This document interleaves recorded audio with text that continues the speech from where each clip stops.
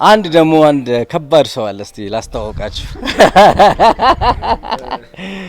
ይሄ ማለት ስምና አካባቢ ንገረኝ ስሜ በነገራችን ላይ ተሻለ ባላለው ስራዬን ደግሞ እንደምታዩት ሰናጥነት ነው እየሰራን ዋና ናጺ እንደምታዩት ቅድም መጥቷል ሌላው ነገር በስልክ እናወራለን ስልካችን ደግሞ ታች እናስቀምጣለን እናመሰግናለን በጣም አሪፍ ቴንክ ዩ ስሜ ለማ ይባላል ጓደኛዬ ስም ደግሞ ደስታ ይባላል አብሮን የምንሰራ የስራ ጓደኞቼ ነው ከዛ እንግዲህ የተነጋ አንተ የፈሱ የፈለግንበት ጊዜ ጀምረ እየተከታተል ይሄ ስራ በጥንቃቄና በጥሩ ሁኔታ እንዲከናወን ጥሩ እኛም እየተጋገዘን እየሰራን ይሄ የሚያምር ቤት እንደም እርባታ ሳይሆን እንደም ማደር መኖሪያ የሚያምር ቤት ሰርተን በጌታ እርዳታ ተነሳው አጠናቅቀን ያለውን ሁሉ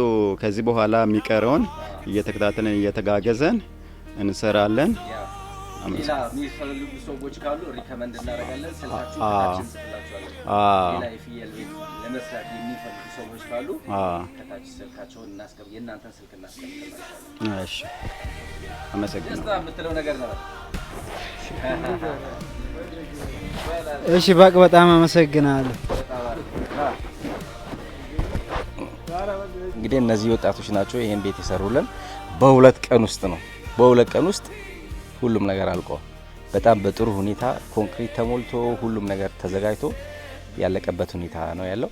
በጣም እናመሰግናለን። የምትፈልጉ ሰዎች ካላችሁ ሁላችሁ ምንም አይነት የእርባታ ቤት ወይም ለማሰራት የፍየል ቤት ሊሆን ይችላል የበግ ቤት ሊሆን ይችላል የምንም ብቻ የምትፈልጉትን እርባታ ጀምሮ የዶሮ ቤት ሊሆን ይችላል እነዚህ ልጆች ከታች በማስቀምጠው ስልክ መገናኘትና ኮንታክት ማድረግ ትችላላችሁ።